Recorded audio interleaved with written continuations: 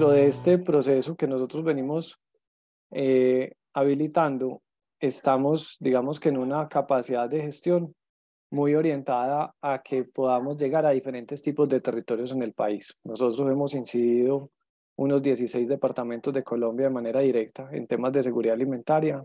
Hemos aportado o haciendo un despliegue en diferentes tipos de huertas. Hemos hecho huertas familiares, huertas comunitarias, huertas académicas, huertas hospitalarias, entre otras, que lo que nos permiten es ir generando el acceso a un alimento de mejor calidad, hablando de lo desde la agricultura orgánica, eh, con tecnologías que hemos venido apropiando y desarrollando, y cómo estas tecnologías nos garantizan mayor calidad nutricional en el alimento que la familia va a tener de acceso. Entonces ahí hemos hecho investigaciones. Nosotros, por poner un ejemplo, una célula vegetal requiere mínimo 33 trazas de minerales.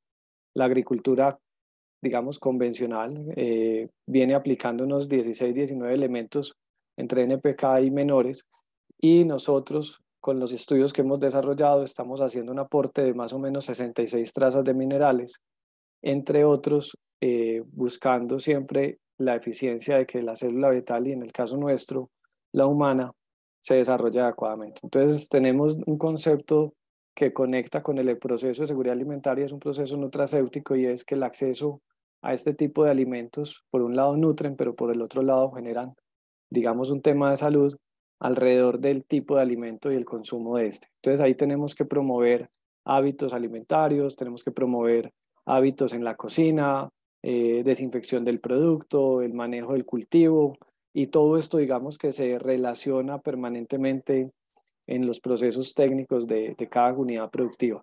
Lo hemos hecho en zonas de condiciones climáticas tipo Chocó, Vigía del Fuerte, Bojayá, Acandí, entre otros. Lo hemos hecho en la Sierra Nevada de Santa Marta, lo hemos hecho en los Montes de María, lo hemos realizado no solamente, digamos, como en diferentes regiones de Antioquia, que podríamos hablar de casi todos los municipios de Antioquia, pero finalmente lo que nos permite esto es poder demostrar que a partir de nuevas tecnologías se puede ir creando no solamente el ecosistema alrededor del acceso al alimento, la inocuidad y la transformación de este, sino también cómo ir vamos creando alrededor de la seguridad alimentaria tejido social rural. Para Salvaterra, realmente nuestro foco, cuando hacemos este tipo de procesos, no está orientado solamente a dar el acceso al alimento, a sembrar una huerta porque sí, sino a crear confianza. Y esa confianza que se va creando es la que nos permite también empezar a encontrar o a determinar el potencial productivo de la región o el territorio. Cómo ese potencial productivo que hoy tiene el territorio nos permite llevarlo al cierre de brechas vía comercialización o entrega de su producto a cliente final. Porque la seguridad alimentaria, y nosotros lo hemos planteado en cultivos de marañón, cacao, café, entre otros, lo que nos demarca es hoy el productor que produce este tipo de cultivos, vamos a hablar de cacao, no desayuna, almuerza y cena cacao, tiene que tener una canasta básica complementaria, y ese complemento sale de la huerta, salen de las gallinas, salen de otras especies que podemos llegar a tener en una unidad productiva integrada, y eso es lo que nosotros venimos acompañando. Sistemas integrados de producción donde tenemos, puede que haya una unidad productiva principal, pero paralelo a eso tenemos que tener el acceso a la seguridad alimentaria como tal. Si tenemos ejemplo que también nos ha pasado con pequeño productor, y es sembré 10 lechugas el mismo día y tengo 10 lechugas que cosechar el mismo día. Entonces, seguramente él se comerá una y las otras 9 las utilizamos para la venta, para poder seguir comprando semilla, plántulas y algunos insumos. Y de esa manera empezamos a generar un tema de economía circular y de sostenibilidad en el territorio. Cuando hablamos de todo el tema ambiental, siempre promoviendo no solamente que la huerta sea como el epicentro del acceso al alimento, que sea orgánico en lo posible, pero también es también poder partir de que la huerta es el epicentro para la formación y el aprendizaje, no solamente de ese ser individual que puede ser hoy el productor, sino también ese ser familiar y es el productor y su familia, y a partir del proceso cómo conectamos esa comunidad alrededor del ese vecino y cómo esa red de vecinos empiezan a crear un saber diferencial.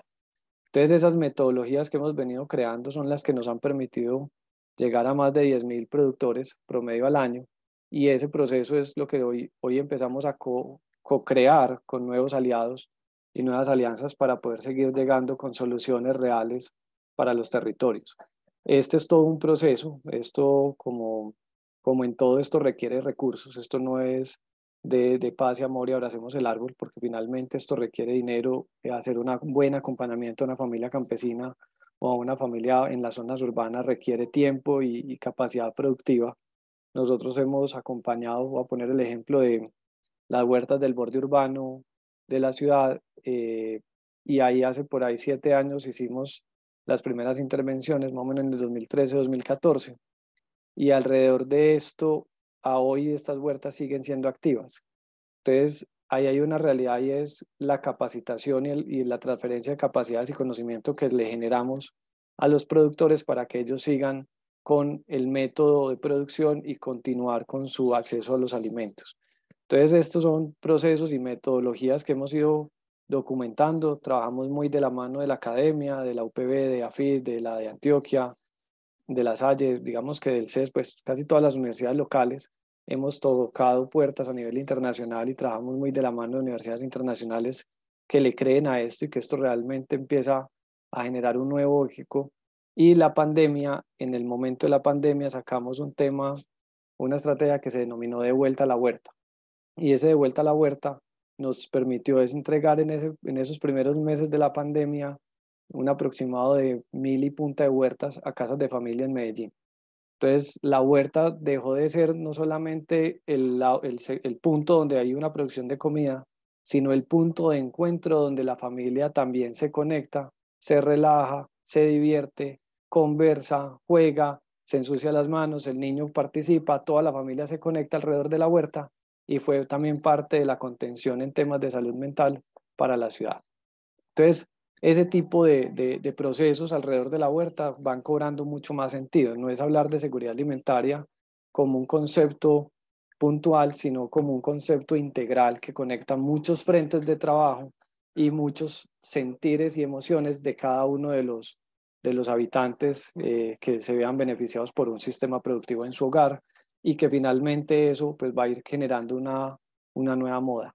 Hace yo un par de años hice un TEDx, TEDx Medellín, y lo que planteé en ese TEDx era cómo lograr también que ojalá la próxima visita que cada uno de nosotros reciba en su casa, nosotros la podamos atender y con una aromática sembrada por nuestras propias manos. Es lo más básico, es lo más sencillo, promover eso.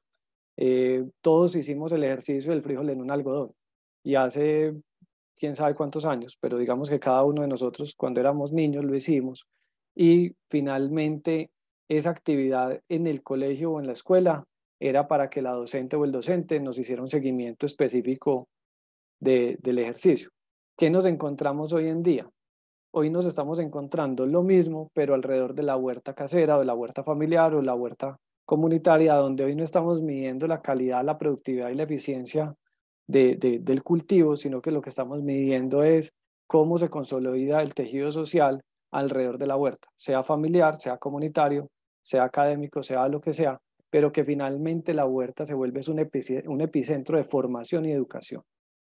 Entonces, ahí es donde hoy nosotros estamos trabajando, nos venimos articulando con diferentes aliados a nivel país, porque finalmente esto, como digo yo, esto no es de un solo actor, esto es de muchos, esto es de crear una red, de crear una generación de confianza y una capacidad instalada en los territorios que nos permita seguir generando valor y seguir generando un tema de desarrollo rural con los principios de base y es cómo hoy el acceso al alimento es fundamental para la vida, como lo es el agua, como es la energía.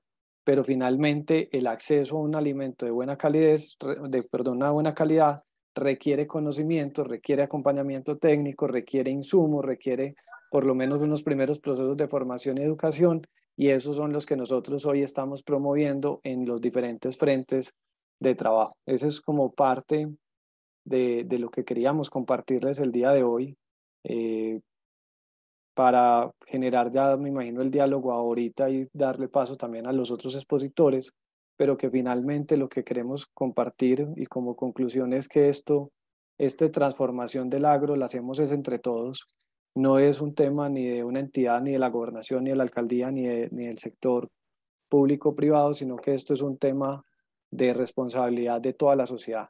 Y hoy en estas realidades de país y de ecosistemas a nivel mundial, donde se nos presentó la pandemia, luego la guerra de Rusia y Ucrania, y hoy, digamos, una coyuntura que se viene viviendo por inflación en Colombia, nos lleva también a los retos de cómo bajar costos en la canasta básica familiar. ¿Cuál es la estrategia? Y la estrategia se fundamenta en tener una huerta en el hogar. Se fundamenta en si yo tengo mi huerta, yo bajo costos de mercado. Pongamos solo el ejemplo de una lechuga. Una lechuga en el mercado puede estar costando entre 1.500 a 2.000 pesos bajita la mano. Si es orgánica, certificada, te pueden cobrar 4 o 5.000 pesos por ella. Pero si yo la siembro en mi casa, no me supera los costos de 600 pesos, por decirlo de alguna manera. Entonces, cuando nosotros nos vamos a un tema de economía familiar también, estamos generando unos ingresos y unas adecuaciones en ese proceso. También eso hace parte del conocimiento y el acompañamiento que hay que darle a las familias. Y esto no es una huerta porque sí, esto es una huerta porque genera economía, porque genera ingresos, porque genera bienestar, porque genera todo lo positivo que le podamos concatenar a las huertas, pero que finalmente eso es lo que nos va a permitir hablar de unos procesos de seguridad alimentaria estratégico y que podamos incidir, en el caso nuestro, desde el Comité Departamental de Seguridad Alimentaria y Nutricional de la Gobernación de Antioquia, en estrategias departamentales que puedan llegar y que se integren. Vamos a poner un ejemplo. Tenemos la estrategia Maná, que ha entregado en su historia miles de huertas, y hoy nace una estrategia que fundamentamos también por el Comité de Seguridad Alimentaria y Abastecimiento Agroalimentario de Antioquia, que se llama el SABA, y cómo las huertas de seguridad alimentaria tienen un producto, digamos, de sobreproducción y el SABA se lo puede comprar. O el productor tiene un potencial productivo, vamos a hablar de papa, pero su producción es de 500 kilos, el SABA se la compra para que haya economía familiar que se cierra.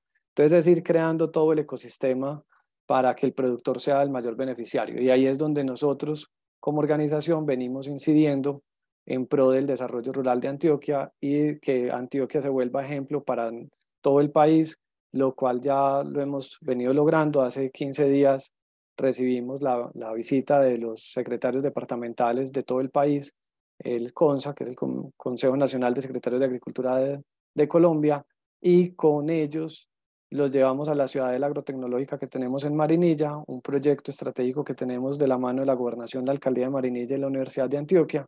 Y este modelo es el que hoy nos está presentando unas aulas de formación donde educamos en agricultura orgánica, en bioinsumos orgánicos, en tomate orgánico, en zanahoria orgánica, entre otros cultivos, pero alrededor de esto es el acceso al alimento de calidad para las diferentes comunidades rurales. ¿Cómo generamos selección y empaque en estas aulas? ¿Cómo generamos agrotransformación? Pero también cómo logramos conectar a los pequeños productores con el mercado o clientes finales. Caso Asociación de Mujeres Campesinas Buscando Futuro en Marinilla, las cuales a hoy lograron tener un viaje a Italia por medio de la Agencia de Desarrollo Rural, donde fueron a dar a conocer sus productos. Ya hoy recibimos sus pedidos y hoy ellas tienen su sistema productivo principal, que hoy serían las aromáticas, pero también tienen sus sistemas productivos de seguridad alimentaria o complementarios para ir cerrando la brecha y la necesidad de alimentos. Entonces, todo esto es una red, realmente esto es un entretejido que se va creando y que es lo que hoy nos permite contar estas experiencias, digamos, en un conversatorio para poder ir creando conciencia y generar valor a nivel departamental. Así es, profesor David Villegas, muchas gracias por compartir esta experiencia tan importante de la Fundación Salvaterra. Escuchemos entonces ahora a Claudia Montoya, coordinadora del Programa de Soberanía Alimentaria y Economía Solidaria de la Corporación Ecológica y Cultural Penca de Sávila. Recordemos que a las 11 de la mañana más o menos estaremos abriendo una sesión de comentarios y preguntas en donde también estará el profesor David, la profesora Claudia y el profesor Armando, que escucharemos después de esta intervención. Adelante, profesora Claudia. Bueno, buenos días para todos y para todas. Buenos días. No sé si ya se está viendo mi presentación. Bueno, okay. Gracias. Empezar contándoles un poco sobre la Corporación Penca de Sávila. Es una corporación ambientalista y feminista que tiene en el territorio más o menos 32 años. Todo el proceso de la corporación comienza en los corregimientos de Medellín, inicialmente más desde el ambientalismo y ahora se ha configurado pues en diferentes programas, que son los que pueden ver en la tortica pues que está al lado. Como corporación feminista, entonces está el programa de Mujeres y Justicia de Género, ahí se trabaja, digamos que todo el reconocimiento de las formas de violencia de una población muy específica, mujeres rurales y campesinas. Se trabaja también en la reivindicación de sus derechos. Está el programa de Cultura y Política Ambientalista, algo muy especial con los acueductos comunitarios, con la red de acueductos comunitarios, como forma de gestión comunitaria del agua, que de hecho vale la pena mencionar en este espacio que ayer se aprobó en el Congreso, digamos que en la primera sesión, una ley que los reconoce como tal, ¿cierto? Y esto es un gran avance porque en la ruralidad es la forma que tienen las comunidades de garantizarse su derecho al agua, ¿cierto? Está el programa de soberanía alimentaria y economía solidaria. Desde allí trabajamos toda la apuesta en la producción agroecológica, circuitos económicos solidarios y también una muy importante restauración ecológica participativa, con comunidades rurales campesinas, sobre todo Valle Aburrá y norte del Valle Aburrá, corregimientos de Medellín. Está el programa de gestión social y ambiental del territorio. Desde ahí se trabaja sobre todo en figuras de ordenamiento. Para muchos aquí en Medellín es muy familiar el distrito rural campesino. Esto es una de, digamos, de las figuras más importantes y que se hizo con trabajo de las comunidades, incluso con un trabajo muy importante de asociaciones como la que ahorita también nos van a compartir la experiencia para que se reconocieran pues estas áreas en la ruralidad de una ciudad o un área metropolitana como Medellín, ¿cierto? Que ya confluyen tantos municipios, que se reconozcan cuáles son los territorios, cuáles son estas áreas alrededor de la ciudad que deben reconocerse, especialmente para la producción agropecuaria. Está el subprograma de participación y organización juvenil, donde se trabaja con las y los jóvenes desde una apuesta pacifista, también por el reconocimiento de su identidad como campesinos, campesinas. Y está el Instituto Educativo Penca de Sávila, que en este momento tiene 2 técnicos laborales, uno en producción agroecológica y otro en restauración ecológica participativa, que es un apoyo muy importante para todos los procesos que van a ver, que les voy a contar durante el transcurso de esta presentación. Bueno, empezar contándoles sobre el circuito económico solidario. Este se desarrolla, digamos que sus sistemas productivos están ubicados principalmente en San Cristóbal y San Sebastián de Palmitas. Es muy importante reconocer que son sistemas ubicados en laderas con pendientes importantes, que además tienen una humedad ambiental que también, digamos que a la vista de las condiciones técnicas ideales para la producción condiciona por la presencia de plagas y enfermedades. Además tiene una estructura predial, digamos que un poco atomizada, muy pertinente, o pertinente no, más bien muy acorde a la realidad del país, donde todos los predios son muy pequeños, más o menos entre 0.5 y 10 hectáreas, pero podemos decir que en el sistema hortícola pueden haber predios de 2.000 y 3.000 metros cuadrados, ¿cierto? Aquí podemos ver algunas fotografías más o menos de cómo se organizan estos sistemas productivos, la pendiente tan importante que hay, por ejemplo, de Sebastián de Palmitas, pero ahí se dan sistemas agroforestales. También como poner aquí en el espacio el hecho de que muchos de estos lugares donde están estas parcelas, estas iniciativas productivas, de estos sistemas de producción, pueden ser inclusive catalogados como áreas no aptas para ello, pero claro, debemos hacer la crítica que son áreas no aptas para la agricultura desde un referente de agricultura convencional, ¿cierto? Y que desde ahí se trabajan los planes de ordenamiento territorial. Pero entonces también aquí digamos que lo que se pone en el espacio en discusión es, ¿y si hacemos otro tipo de agricultura, ¿cierto? Agroecología, agricultura regenerativa, permacultura. Entonces estos espacios también estarían en conflicto con el uso del suelo, ¿cierto? Es como la pregunta que se deja. O sea, hemos visto, por ejemplo, cuál es la conservación del suelo que hay en estos sistemas de producción. Hemos medido la erosión que pueden presentar estos sistemas de producción para decir entonces que estos sistemas de producción, algunos en estas pendientes no deberían estar ahí. Poner digamos que en discusión esas condicionantes de la agricultura, pero también como desde los sistemas de manejo adecuado, entonces se puede hacer frente y poder tener agricultura en estos espacios, y que de hecho la hay, es una realidad, ¿cierto? La Corporación Penca de Sávila, específicamente desde el Programa de Soberanía Alimentaria, entonces hace acompañamiento técnico a estos proyectos productivos agropecuarios, agroecológicos desde varios frentes, talleres, convites y visitas. Los talleres se hacen para intercambio de conocimientos, tanto porque hay prácticas que hacen campesinos y campesinas muy importantes, tradicionales, inclusive ancestrales, que van, digamos que acorde a los principios ecológicos de los agroecosistemas y que es importante rescatar, ¿cierto? Como saberes ancestrales, pero también los que se puedan tener desde alguna formación técnica, alguna formación de pregrado, todos los que confluyan en ese espacio, ¿cierto? Ahí son bienvenidos todos esos conocimientos para la gestión y manejo de la finca, digamos que de una manera integral. Se tienen varios principios, el más importante es la finca, es el suelo como organismo vivo, y en la fotografía podemos ver uno de los suelos de una de las fincas que queda en San Cristóbal, y trabajamos bastante, digamos que en ese énfasis, en que cuidar el suelo es de los más importantes, inclusive en la perspectiva del cambio climático como sumidero de carbono, ¿cierto? Los convites los hacemos porque, sobre todo en esta ruralidad de cercanías, la falta de mano de obra en los predios es una condicionante social importante. Muchos de los jóvenes y las jóvenes van a trabajar a Medellín o en otras actividades diferentes a las actividades agropecuarias. El promedio de edad de las personas que están en las fincas puede ser de 65 o más. Entonces también esta mano de obra, este trabajo solidario, mano de obra compartida, colectiva, nos ayuda a mantener las prácticas agroecológicas en las fincas, ¿cierto? Y hacer las instalaciones que ahí se requieren.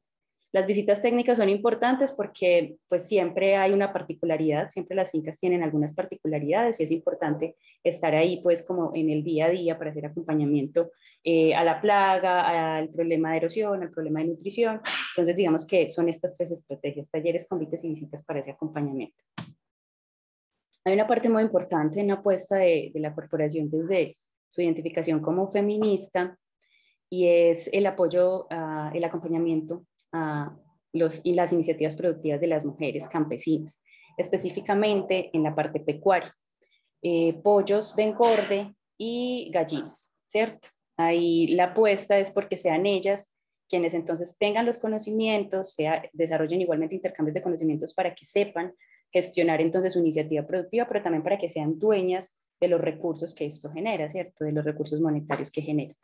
E igualmente, pues que no vaya a incurrir en una carga, en una doble o triple jornada de trabajo. Entonces también es importante trabajarlo desde la economía de los cuidados y cómo hacer redistribución, pero primero reconocimiento, redistribución y ojalá retribución económica, entonces de esas labores domésticas que tenemos normalizadas en los sistemas de producción, pero que si lo hablamos, digamos, desde una perspectiva más integral, es tanto una actividad de la finca, hacer el desayuno, como recoger el café, ¿cierto? Entonces, cómo mirarlo desde esa perspectiva y cómo mirar que todas las personas integrantes de ese núcleo familiar tengan entonces el reconocimiento y la posibilidad de participar, tanto de las labores de cuidado como responsabilidad de todos y de todas, pero también de los beneficios económicos del sistema de producción. Con ellas hacemos ensayos de ganancia de peso y concentrado comunitario, específicamente, ahora el profesor David lo mencionaba, con la guerra en Ucrania, con la pandemia, pues hubo un alza en los costos, las mujeres no tienen todavía todo, digamos que la alimentación alternativa es una alimentación mixta, combinada en un proceso de transición, hay una parte de concentrado comercial, otra parte de concentrado alternativo, pero precisamente los costos de ese concentrado comercial estaban subiéndose bastante y estaban inviabilizando económicamente el proyecto. Entonces se empezó a trabajar esta apuesta de concentrados comunitarios, era necesario hacer validación de ganancia de peso, se realizó con ellas esa validación, se pesaban, se hacía seguimiento en una investigación participativa hasta lograr pues como estandarizar entonces una dieta y además validar que efectivamente no afectara entonces el sistema de producción y el desarrollo normal de las aves. Esto logró validar, pues, darle un sustento económico al proyecto durante esos momentos de crisis por los costos tan altos de producción, y hasta ahora se mantiene entonces todo el proceso productivo con ellas. Muy importante en la apuesta económica con las mujeres, desde la autonomía económica de las mujeres, saber entonces cuál es la inversión que hacen de esos dividendos o de ese dinerito que obtienen por el sistema de producción pues, en el que ellas participan. Y aquí vemos más o menos una encuesta de cuáles son esos gastos, dónde se gastan ellos el dinero. Vemos que el más importante es entonces es en la reinversión del proyecto, ¿cierto? Para poder darle sostenibilidad, pero también en cuidado personal, también en cosméticos y también en gastos médicos, ¿cierto? Son como las 4 que más sobresalen.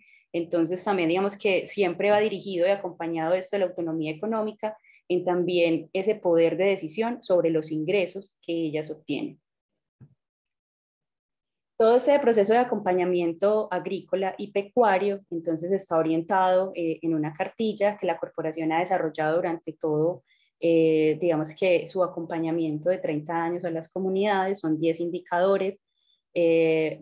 Pues aquí también es el espacio para nombrar el hecho de que esto ha sido trabajado con las organizaciones, gran parte de todo, digamos que los dispositivos con los que se cuenta, instrumentos con los que se acompaña, ha sido entonces producto como de esa alianza, de ese intercambio de saberes, tanto con la Asociación Campesina de la región de Boquerón, Cabe, en San Cristóbal, como la Asociación Campesina Campo Vivo en San Sebastián de Palmitas, las mujeres de México, ¿cierto? También algunos comités de Cuenca en el norte y otros y otras que se han sumado en diferentes momentos al proyecto. Se crearon entonces estos 10 indicadores con los que se hace seguimiento. Inclusive, a partir de estos indicadores, entonces, se está proponiendo, está en desarrollo el sistema participativo de garantías, un poco para hacerle frente a esas otras formas de certificación de la agricultura orgánica que requieren una inversión anual de 4 o 5 millones de pesos para que una tercera agencia te certifique que tu producción es orgánica. Inclusive haciendo uso aquí de un comentario que salió en alguno de los talleres, como que venga, pero ¿por qué la producción agroecológica hay que certificarla y quienes usan venenos no tienen que certificar nada? Nosotros certificamos que producimos alimentos con una calidad nutricional importante, pero quienes usan venenos no tienen que certificar que usan venenos, somos nosotros, ¿cierto? Entonces también como en esa discusión poner estas formas de certificación más desde la confianza, sin intermediación, desde la persona que consume, la persona que produce. Este es uno de, digamos que de los principios con los que se trabaja y es la finca como sistema, ¿cierto? Aquí podemos ver una de las fincas predios experimentales de referencia que tiene el Circuito Económico Solidario, un poco para esbozar cómo es su funcionamiento, quizás solo por el tiempo, concentrarnos un poco en los cerdos. Vemos cómo de los cerdos sale para el biodigestor, ¿cierto? Del biodigestor entonces el abono para los cultivos, pero de los cerdos entonces también sale para el mercado, pero además para la casa entonces sale el gas. En esta finca viven 2 personas. El funcionamiento de esta finca que tiene cerdos, tiene una parcela de café, tiene gallinas, tiene una pequeña huerta. El café lo sacan pues ya tostado, molido como marca. Les da de rendimientos 1.3 salarios mínimos mensuales, pero cubriendo ya el pago de la mano de obra familiar y además generando 28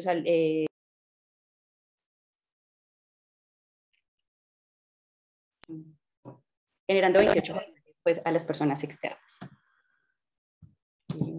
Paso aquí.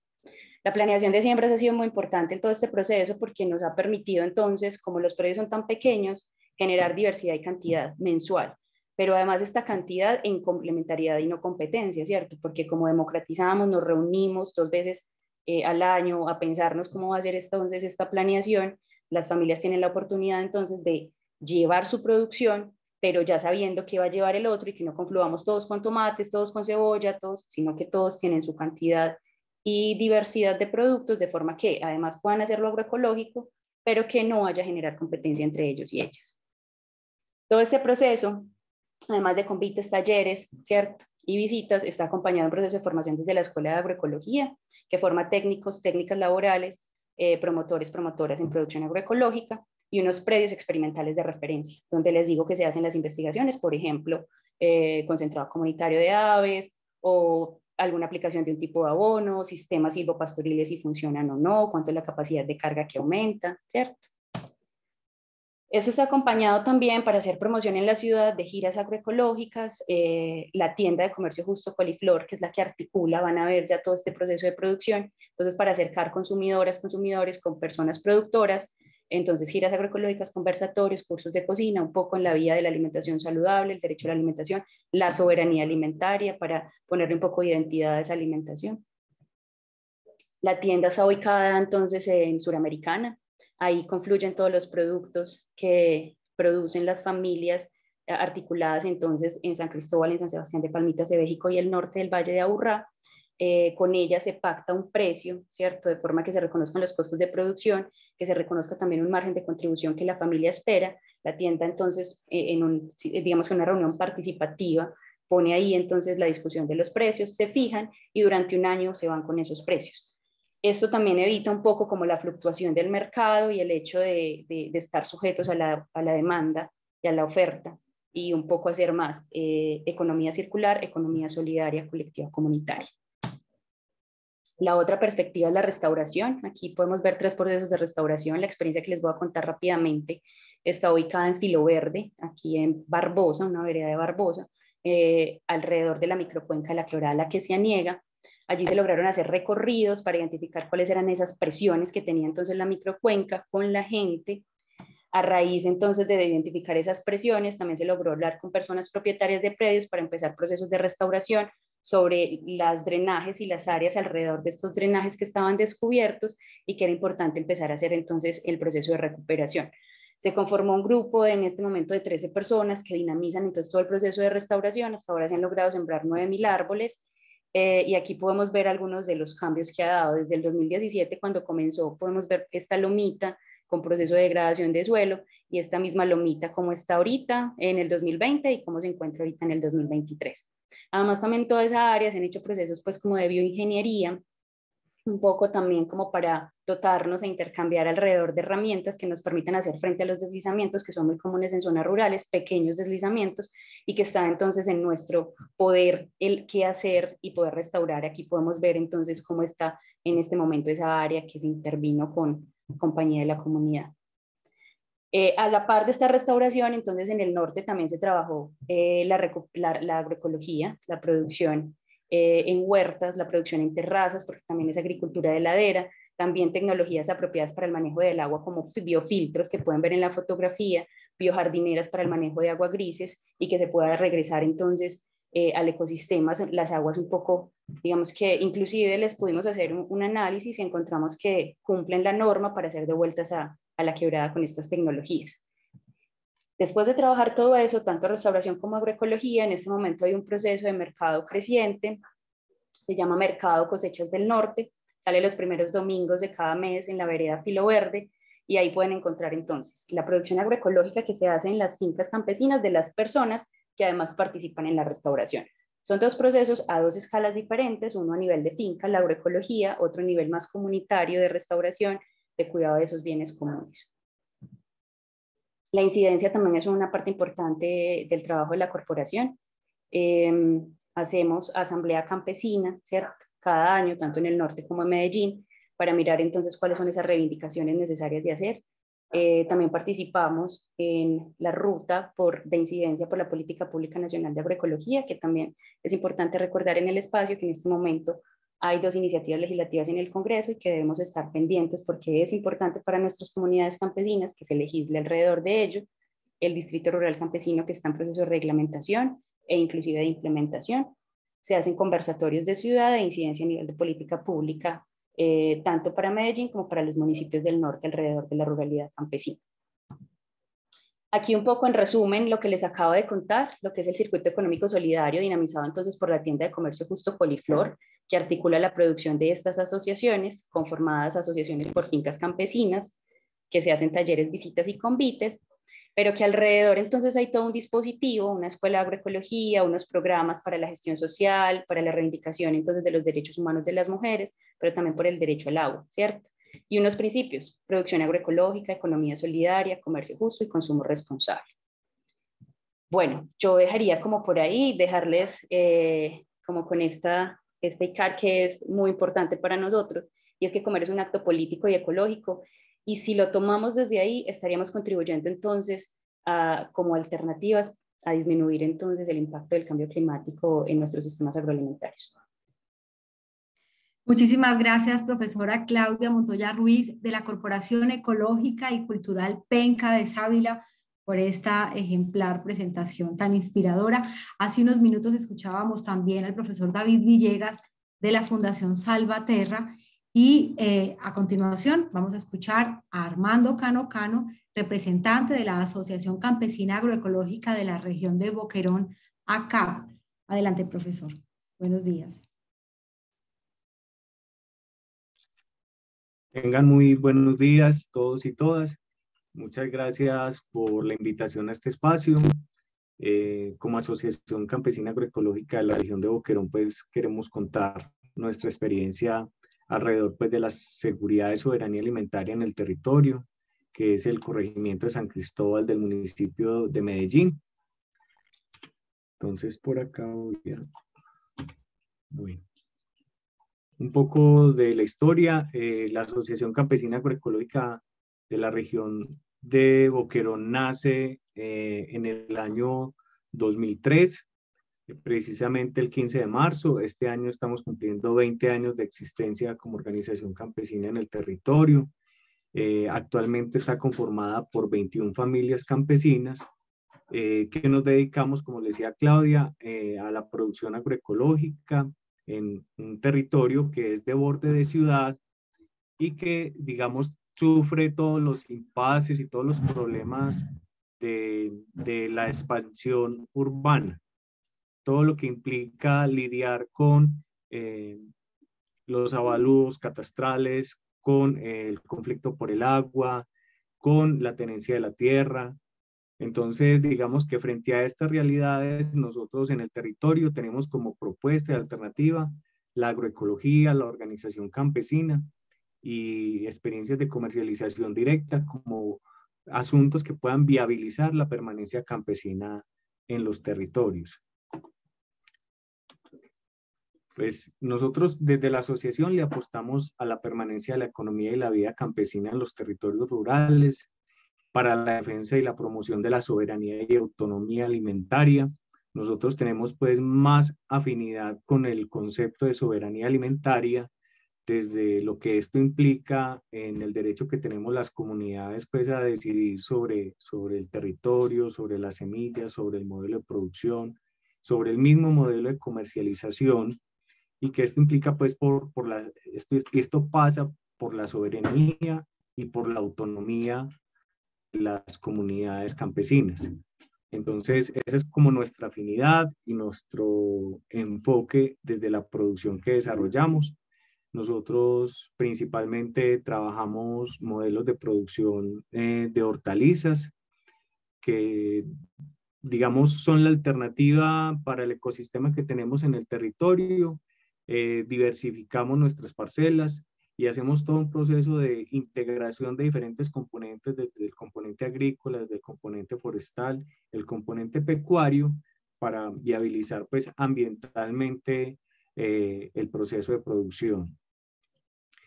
Para adelantar este proceso de transformación agroecológica de nuestras parcelas, nosotros digamos que nos organizamos desde diferentes metodologías para poder, digamos, como visibilizar con las familias campesinas que el proceso de producción que ha estado instalado en el territorio desde hace muchos años, basado en el uso de agrotóxicos, en el maltrato de los suelos, en la erosión, como lo vamos a ver ahorita en unas fotografías, entonces es inviable para la sostenibilidad ambiental. Y ahorita pues este tema que nos invita, que es el cambio climático, son sistemas que son muy vulnerables a todos los efectos que esto nos está implicando. Entonces, desde allí, nosotros con las familias trabajamos unas metodologías de mapas actuales y de mapas sueños, un poco para ver la realidad de cómo está la finca cuando una familia empieza el proceso de conversión, y cómo a través del proceso de formación agroecológica por el cual va pasando cada familia, se va desarrollando toda una visualización de cómo se puede ver el predio a futuro, implementando pues una diversidad de prácticas agroecológicas que están en el manual de indicadores, y también algunas tecnologías apropiadas que permitan el tratamiento de aguas, que permitan el tratamiento de taludes y otros asuntos que digamos le aporten innovación campesina al proceso de conversión predial.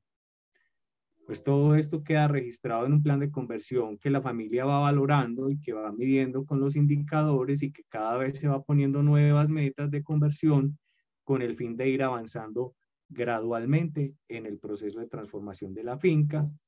Y un elemento que nos organiza como organización para el proceso tanto de la producción como de la comercialización es el ejercicio colectivo de planeación de siembras. Y esto relacionado con la soberanía alimentaria es muy importante porque nos pone como organización campesina a ponernos de acuerdo sobre qué vamos a cultivar, cuándo lo vamos a cultivar, cuándo lo vamos a entregar, también desde el reconocimiento que tenemos de nuestras parcelas y las potencialidades mismas que tenemos pues del sistema productivo en cada finca.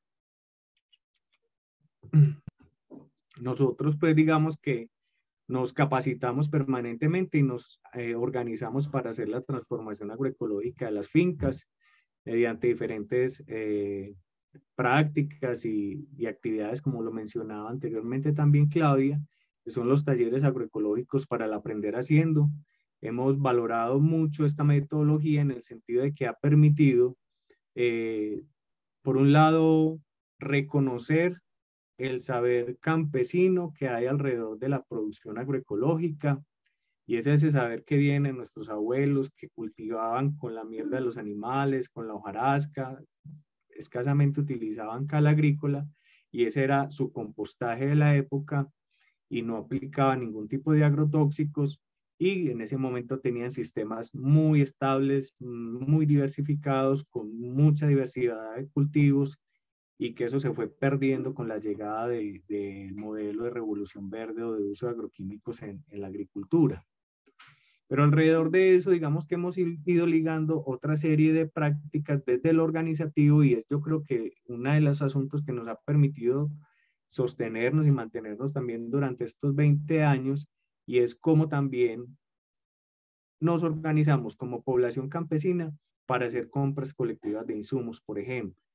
Sabemos que desde el modelo de producción convencional, las familias campesinas son altamente demandantes de estos insumos y dependen únicamente de las agropecuarias para abastecerse de ellos, los compran de manera individual, y ya sabemos pues también los efectos que esto tiene en la salud de las personas y del ambiente. Entonces nosotros desde la agroecología hacemos compra colectiva de insumos agroecológicos, y eso nos permite, pues, digamos, mejorar las condiciones productivas de nuestros predios, pero también fortalecer esos vínculos y ser un modelo también de organización que vale la pena que muchas organizaciones también lo repliquen para poder, digamos, romper con esas dependencias y también con los altos costos que implica movilizar individualmente materias primas.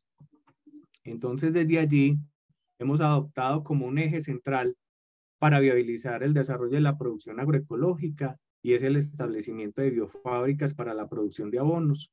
Nosotros encontramos en las biofábricas un alto potencial para el mejoramiento de la calidad de los suelos en términos químicos, biológicos y físicos. Entonces, digamos que esto se ha visto reflejado en el mejoramiento de la producción y en la calidad pues misma de nuestros procesos productivos y de los suelos.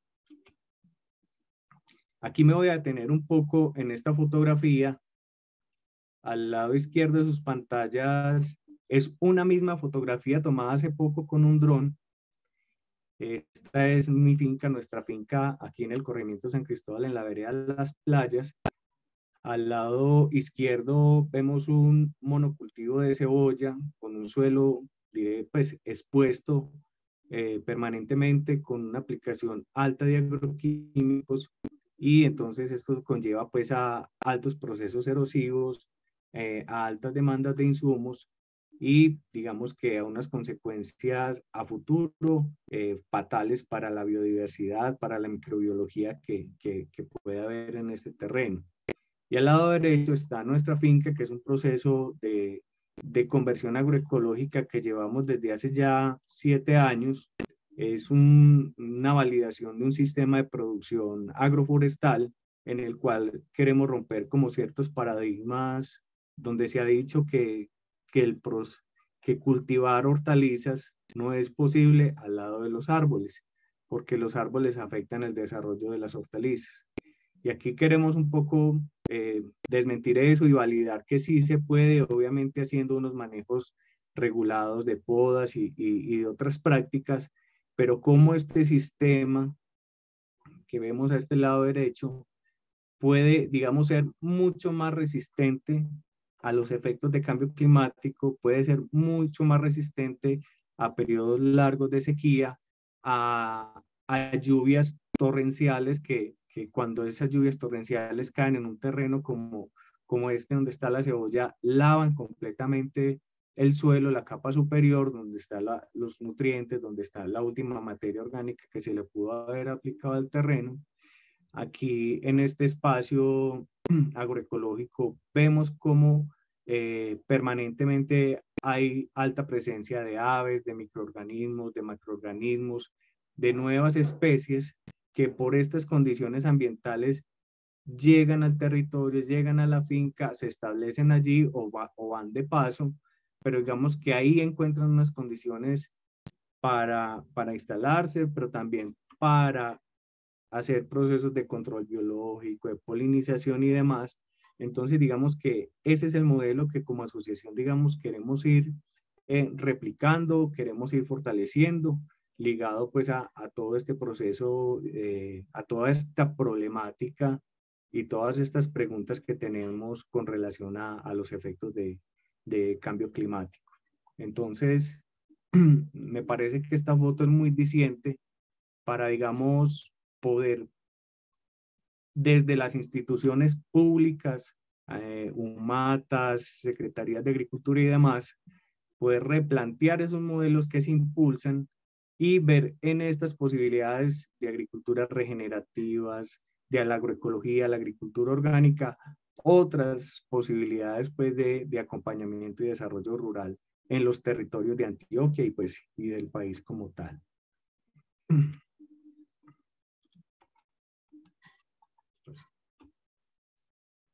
Bueno, nosotros como asociación también hacemos un proceso permanente de producción, de custodia e intercambio de nuestras semillas.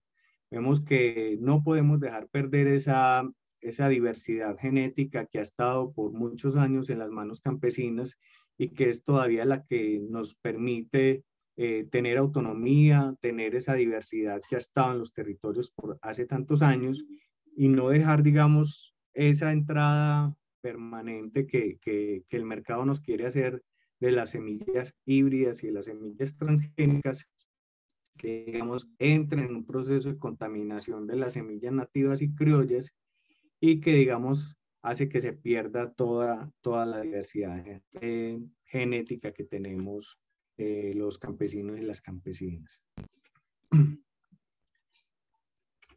Nosotros digamos que sabemos que no puede haber soberanía alimentaria y seguridad alimentaria si las familias campesinas pues no tenemos ingresos. Entonces digamos que ahí el asunto de la planificación colectiva de las siembras ha sido clave para que nosotros como asociación podamos articularnos como proveedores a la tienda de comercio justo Coliflor, pero también a otras alternativas de mercados directos que tenemos como asociación.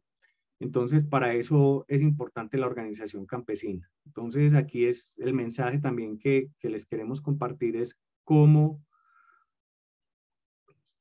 es tan importante hacer buenas prácticas de manejo agroecológico, pero que si no se complementan con la organización campesina, digamos que hay que dar una ausencia, una falencia en los procesos de intervención que se hagan, porque digamos que las comunidades también campesinas requerimos obtener ingresos de la producción para mejorar nuestra calidad de vida, para acceder a otros bienes y a otros servicios que posiblemente no tengamos desde la salud, la educación, la recreación y demás, y que digamos estos procesos de organización, de planificación, de comercialización nos permiten de pronto también avanzar en estos aspectos.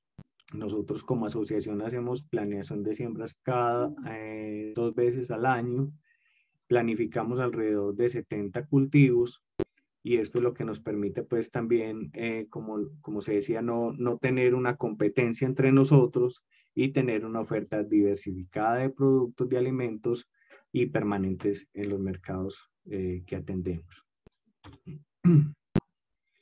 Bueno, un poco como motivado en pensar acerca de la pregunta de este seminario sobre qué es la soberanía y la seguridad alimentaria y por qué es importante mantenerla y garantizarla, pues digamos que nos sumamos a los postulados o a los planteamientos que el movimiento mundial de Vía Campesina ha planteado acerca de la soberanía alimentaria y me va a permitir leer algunos elementos que se plantean, y es que la soberanía alimentaria incluye el derecho de los pueblos y por tanto de los estados a distribuir los derechos de uso de la tierra y del agua. En este sentido es muy importante resaltar que somos tan responsables nosotros de las alternativas de cambio como ciudadanos, así como los mismos estados. Entonces esto implica el llamado a la implementación de políticas públicas que permitan garantizar el derecho a la tierra y el derecho al agua, el derecho a las semillas, como bienes fundamentales para la permanencia pues, de la economía y la vida campesina y de los sistemas de producción alternativos que se establecen. Entonces, es muy importante, eso es la responsabilidad que tenemos como ciudadanos y como Estado en la implementación de procesos de soberanía alimentaria. Esto también incluye el derecho de los estados a poner en marcha políticas que regulen el mercado para garantizar una producción agrícola acorde con las necesidades de la población y a precios estables.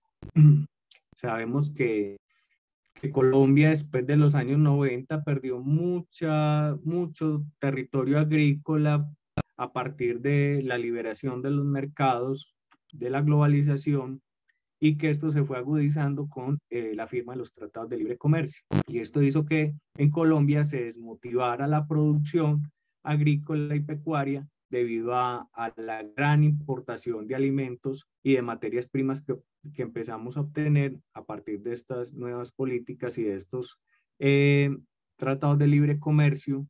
Y yo creo que se tiene que replantear eso en el sentido de que esas políticas lo único que hacen es desestimar la producción local y aumentar la dependencia externa de alimentos y de insumos, y ya lo vimos muy reflejado con la pandemia y con todo lo que ha sido el conflicto entre Rusia y Ucrania, donde nos dimos cuenta que entonces Ucrania era muy importante para el resto del mundo por toda la producción de cereales y algunos insumos para la producción agrícola, y que estos procesos geopolíticos globales lo que hacen es, digamos, despertar en Colombia esa gran dependencia que hemos tenido a partir, pues, como de estas últimas décadas de los insumos externos.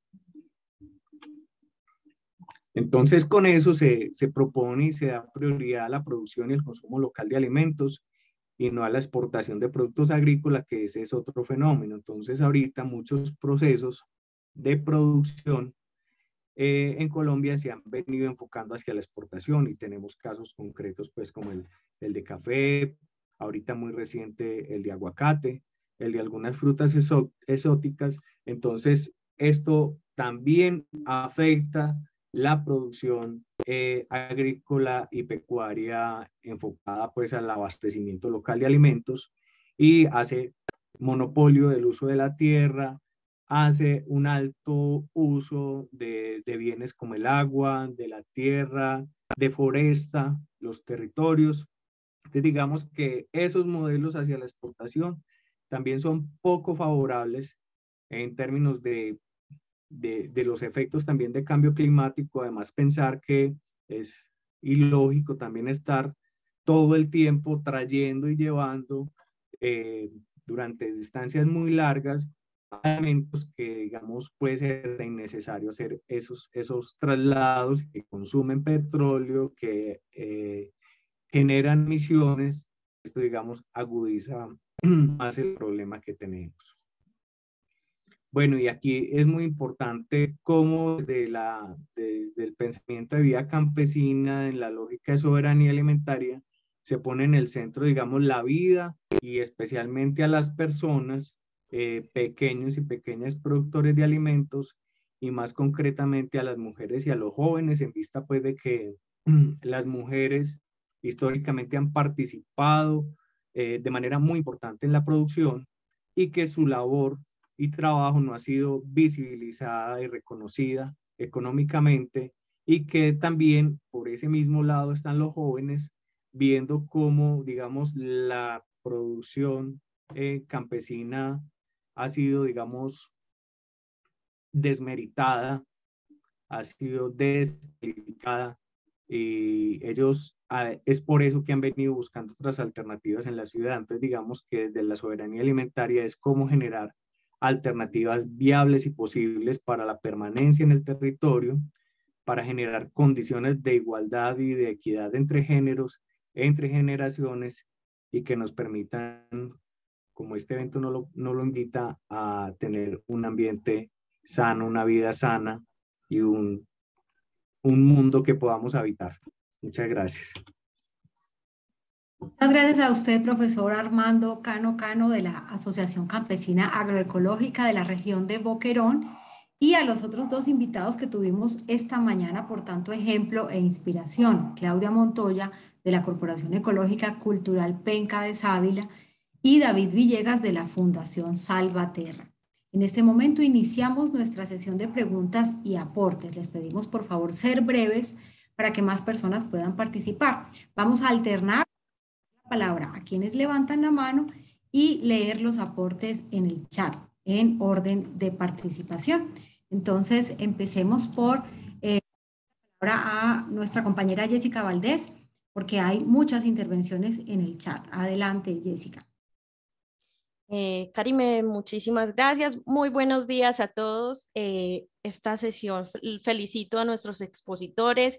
Quiero extender el agradecimiento también a las 3 fundaciones que el día de hoy hicieron parte de esta sesión del Seminario Transdisciplinario de Salud Ambiental y Cambio Climático. Quisiera dejar algunos aportes como para todos nuestros asistentes, y es que la importancia de la transformación agroecológica a través de estos procesos de formación en los cuales van transformando esos métodos de siembra en unos métodos viables en el marco de la sostenibilidad ambiental, a la par que se crean también procesos económicos alineados con el cuidado de la salud, que es el objetivo más importante del plan de adaptación al cambio climático que está apoyando este seminario. Quisiera invitarlos a todos para que conozcan el plan de adaptación al cambio climático en salud ambiental para el departamento de Antioquia. Allí tenemos unas estrategias de adaptación al cambio climático que están relacionadas con ese tema tan importante de la seguridad y la soberanía alimentaria. También tenemos estrategias enfocadas a grupos vulnerables como son los grupos de mujeres, los grupos de las negritudes indígenas, LGBTIQ+. Entonces, allí podemos encontrar estrategias en donde nos podemos apoyar y que estas fundaciones que están haciendo, estas corporaciones que están haciendo parte hoy de este encuentro, también son actores importantes. Ya algunas de ellas hemos tenido unos acercamientos y vamos a estar en los territorios con ellos haciendo algunos trabajos que aporten a garantizar la seguridad y la soberanía alimentaria. Bueno, iniciamos con las preguntas. Tenemos a Eider Julián Incapié, dicen: hay una pregunta muy generalizada alrededor del tema de la agroecología, y es que si los costos de producción se reducen, porque la relación entre la compra de productos químicos con la preparación de abonos, bioles y caldos es significativa en cuanto a los gastos, ¿por qué son más costosos dichos productos? ¿Cómo han manejado este tema? De nuestros expositores, ¿quién desearía responder esta pregunta?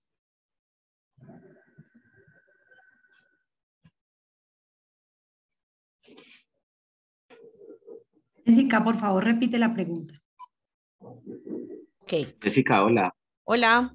Qué pena, es que yo colocaba ahí el escrito para que no se me olvidara. Ajá. Pero bueno, muy buenas tardes, David, Claudia y Armando, muchas gracias. O sea, sigue siendo muy inspirador, pues como todo este cuento, y sabemos que para mí el camino para todo este tema del cambio climático se traduce en salud del suelo, y eso va representado en el tema del agro. También he tenido pues como experiencias, y siempre muy recurrente esa pregunta con los campesinos y con las personas que están haciendo ese cambio de hábitos de consumo, y es, venga, pero si es más barato, entre comillas, si es más barato producir orgánico, ¿cierto? Porque ya no hay tanta compra de agroquímicos, que esos son unos precios impresionantes en relación a la agricultura orgánica.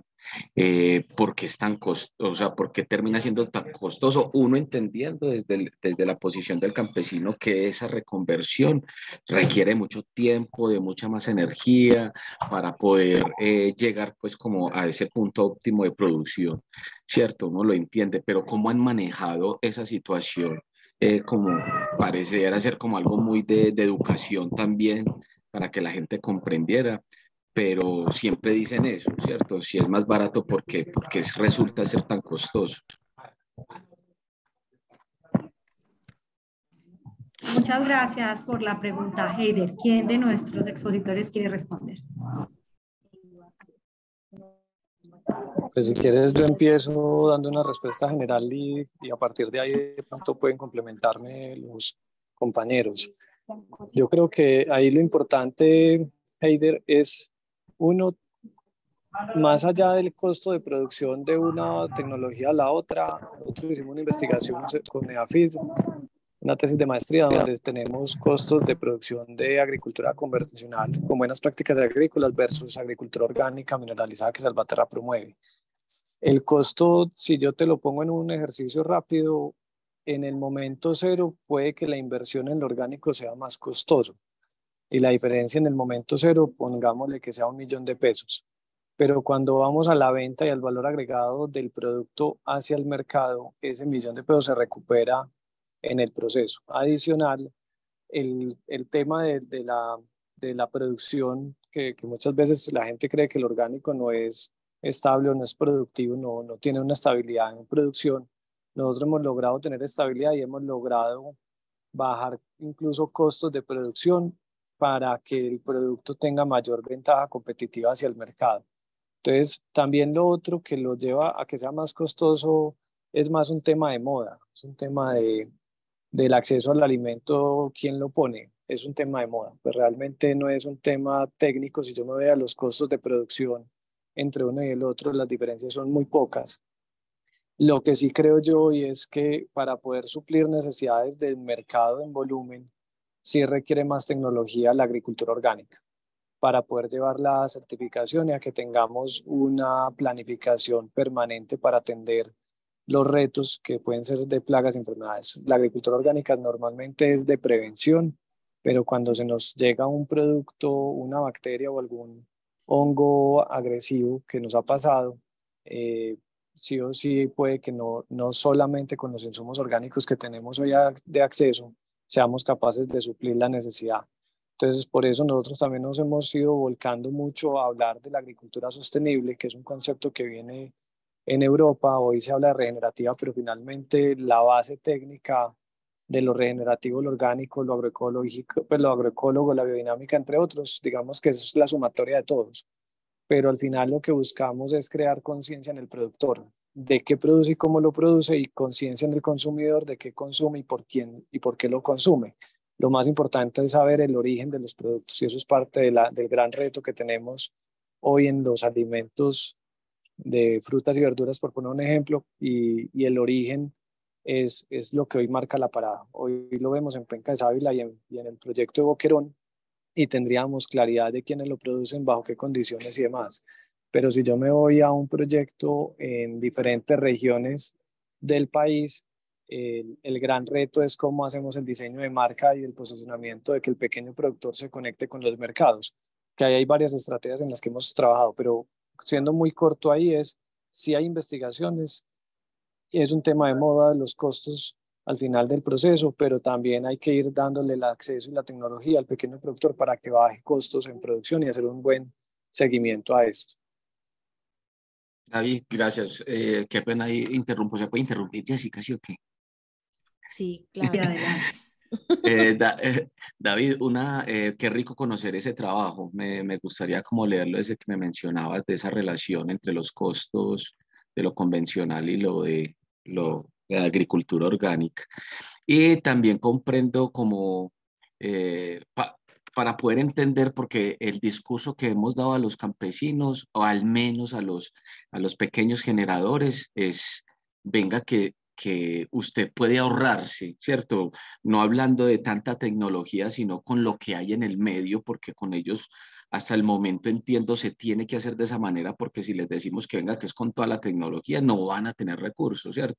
Entonces, venga, trabajemos con lo que hay en el medio, ¿cierto? Una caneca en vez de un gran tanque así bien tecnificado, y venga, hagamos los abonos pues con la canequita, algún biol, ¿cierto? Como empezar como con ese ejercicio suave para que esa reconversión no sea tan fuerte y tan directa para que los desmotive. No sé si a ustedes les ha tocado, claro que va uno a campo y trabaja con ellos y al ver que eso es tan difícil y hay veces tan costosos, renuncian y siguen con lo convencional, ¿cierto? Entonces uno hace como esa labor así como prudente, cogiendo casi con pinzas para que ellos vean que sí se puede en la medida que se va haciendo bien el trabajo.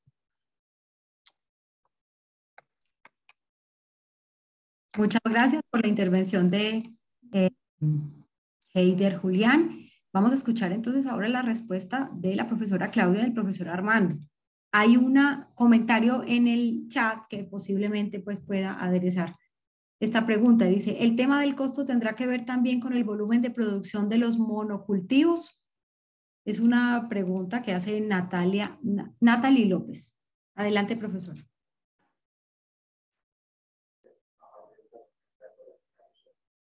Bueno, yo creo que para responder la pregunta de Julián tiene varias aristas. Si bien respecto a agricultura orgánica y agricultura convencional, sí puede estar atravesada como por un factor de moda, ¿cierto?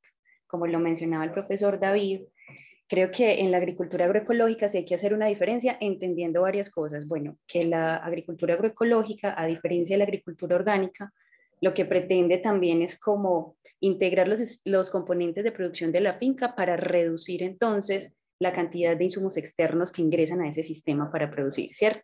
Y que además tiene toda una carga de una decisión política en la soberanía alimentaria, la conservación de las semillas, la decisión autónoma de qué cultivar, cuándo y dónde, y que Armando nos exponía muy bien desde la soberanía alimentaria y creo que lo dejó supremamente claro, ¿cierto? Y eso también va cargada a la agroecología. Entonces, entendiendo que hay esas diferencias entre la agroecología y lo orgánico, en la agroecología sí sucede una cosa muy particular y es que en los costos de producción, si bien hacer los bioles puede ser más barato que comprar los insumos en términos de dinero, es mucho más costoso en términos de mano de obra, porque entonces ya no solo compras la urea en la tienda agropecuaria y vas y la aplicas, sino que ahí vos tenés que comprar entonces algunos insumos, pero también ir al bosque a recoger la cepa de microorganismos, pero también entonces recoger el estiércol, recoger la gallinaza no sé, si tienes pollos, si tienes gallinas, compostarla, ¿cierto? Y si vamos sumando todos la mano de obra invertida en cada uno de estos procesos aislados que finalmente se integran en el sistema de producción, sí es mucho más costoso. Y claro que tiene que ver con lo que nos leía ahorita Karime, que estaba en el chat también, de lo que decía la compañera, y es que cómo poner en valor eso, porque es muy diferente entonces de la lechuga a la que tú le estás llevando los costos de producción, desde la mano de obra invertida por productores y productoras, ¿cierto? Estás reconociendo esa inversión de mano de obra y estás asignando entonces un valor de venta al público que reconoce esa mano de obra más el margen de contribución, como funcionaría cualquiera de todos los negocios en la sociedad actual, ¿cierto?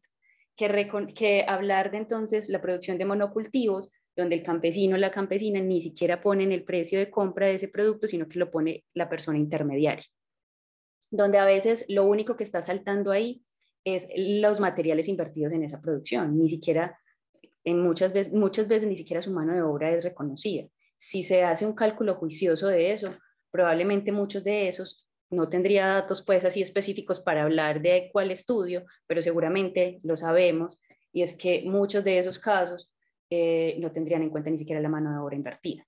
Ellos y ellas salen todos los días a denunciar cómo este sistema agroalimentario, cómo está diseñado desde la oferta, la demanda y la cadena de intermediación, ni siquiera les reconocen eso, ¿cierto?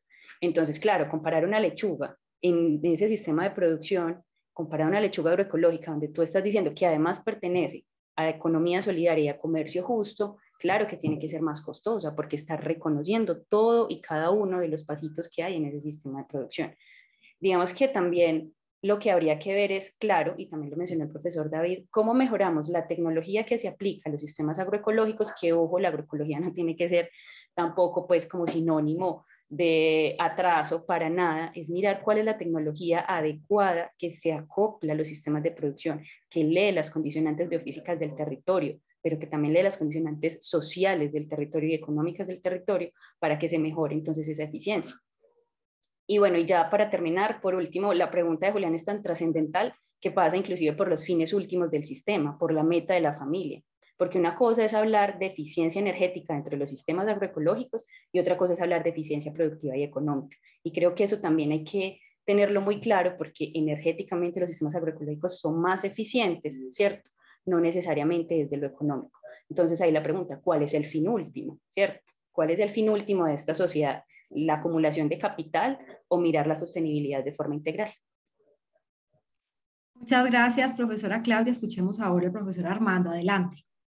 No, de acuerdo con los dos compañeros, David al inicio nos ponía un ejemplo de una lechuga que se compra en cualquier parte y una lechuga que se compra certificada. Y ponía unos precios de 1.500 a 2.000 con una lechuga certificada de 5.000 pesos o más. Entonces, esa percepción de precio generalmente siempre sale por los consumidores y las consumidoras y yo como campesino me gustaría siempre devolverle la pregunta a quien no la haga en términos de preguntarle usted a quién le compra o dónde compra. Porque eso también es lo que nos lleva a decir en términos de cómo también la agroecología, la agricultura orgánica y demás se ha vuelto moda y el mercado también sí ha pillado eso para, digamos, a través de los sellos, de las certificaciones, encarecer el precio de la comida y entonces se vuelve el asunto de la alimentación saludable un asunto al que solamente pueden acceder algunas personas que tienen ciertos niveles económicos. Entonces aquí la reflexión es, esto también pasa por preguntas que se tienen que hacer los consumidores y las consumidoras es, ¿a quién le compro? ¿Dónde voy a consumir? Y eso es un asunto de ser un consumidor, una consumidora responsable en términos de cuáles son mis hábitos de alimentación y cómo adquiero mis alimentos y a quién apoyo cuando hago esas compras. Y frente a los costos me gustaría compartir una foto que la proyecté, la hice hace poco explicándole a unos campesinos y campesinas en Granada, y es que por experiencia propia, aquí se ve la fotografía. Sí, claro. Bueno, entonces aquí lo que yo les graficaba es que cuando empezamos un proceso de conversión agroecológica, el nivel agroecológico de la finca está por aquí y los costos de producción están por acá arriba, porque, digamos, tengo que hacer más mano de obra, más insumos, más cosas y demás, todo lo que se ha mencionado. Pero cómo en la medida en que yo voy aplicando juiciosamente el proceso de conversión agroecológica, el nivel agroecológico del predio empieza a estabilizarse y a aumentar, donde tengo menos presencia de plagas y enfermedades, tengo mejores suelos, tengo mejores condiciones productivas, y ese nivel agroecológico también hace que yo vaya reduciendo gradualmente esos costos de producción por menos aplicación hacia plagas y enfermedades y demás. Entonces es también cuando uno ya es productor, campesino productor, va entendiendo estas lógicas y también nos da esos elementos para desmentir en parte también que el producto agroecológico tiene que ser más costoso para el consumidor final. Yo creo que aquí sí tenemos que hacer condiciones de equidad en el sentido de que los campesinos y las campesinas merecemos un pago justo por las cosechas y que también los consumidores y las consumidoras merecen acceder a alimentos saludables, a alimentos que le aporten nutrición y que eso no implique pues digamos, sacrificar, digamos, otros gastos que la familia debe tener. Entonces yo creo que es un asunto también por la equidad entre las personas que habitamos el campo y entre las personas que habitan la ciudad y que son también altamente demandantes de alimentos. Dejo por ahí. Profe. Muchas gracias, profesor. ¿Quién habla? Ay, yo para poder cerrar, porque es que madre, yo me emociono mucho con este tema y sé que los que sabemos de este tema de la agroecología entendemos de una u otra manera lo que nos han explicado, ¿cierto? Lo que dice el profe Armando es clarísimo por todo, no solamente los costos de producción en términos de compra de insumos, sino el valor nutricional que van a tener esos productos. Nosotros lo sabemos y los valoramos y nosotros decimos, sí, claro, vale la dicha invertir. Pero ¿qué han hecho? Esto es lo único que no sé desde PENCA y desde cada una de las organizaciones, esa otra fase con el consumidor. ¿Qué han hecho ustedes precisamente para lo último que dijo el profe Armando de el consumidor debe ser consciente? ¿Qué estrategias han tenido ustedes para que haya esa conciencia por parte del consumidor? O sea, esto que ustedes están explicando acá, que yo sepa que por qué comprar una lechuga de 4.000, 5.000 es mejor que una de 2.000, ¿cierto? ¿Qué estrategia han implementado ustedes con ese público externo? En un asunto ha sido muy importante, es cómo eliminar las cadenas de intermediación. Entonces, ¿cómo hacemos comercialización directa entre productores y consumidores? Eso nos permite, por un lado, pues abaratar costos, digamos, de entregas y demás, y que no se queden los valores agregados de los productos en manos de intermediaciones. Segundo, yo, por ejemplo, he logrado, digamos, establecer ciertas relaciones de comercialización donde quienes me compran me dicen, Armando, ¿y por qué tan barato? ¿Por qué no le pones más precio a tu producto? Yo le digo, no, porque para mí está bien, porque yo cubro mi costo de producción y obtengo beneficio. Y quiero que vos te alimentes bien y que no me compres una vez una lechuga de 5.000 y después no me vuelvas a comprar. Entonces también también para establecer relaciones solidarias y permanentes, o sea, los campesinos y las campesinas necesitamos establecer relaciones de mercado solidarias y permanentes, justas.